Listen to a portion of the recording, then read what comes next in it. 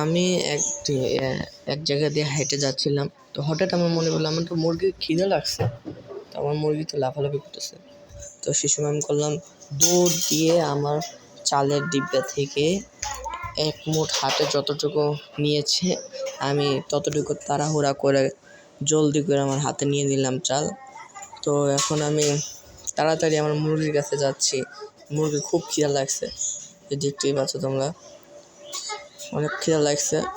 তো এখন আমার প্রিয় মুরগি দুটোকে, অর্থাৎ আমার প্রিয় মুরগি দুটোর নাম তো এখনও বলা হলো না, লালি আর কালি। তো দেখতে পাচ্ছ আমার দুটো মুরগি অর্থাৎ লালি আর কালি কত সুন্দর করে খাচ্ছে। আসলে তাদের অনেক খিদা লাগছিল, আমি তো ভুলিয়ে গেছিলাম যে তাদের খিদা লাগছে। কত সুন্দর করে খাচ্ছে তারা। আর একদিন আমার সাথে যাতে এরকম না হয় আল্লাহ।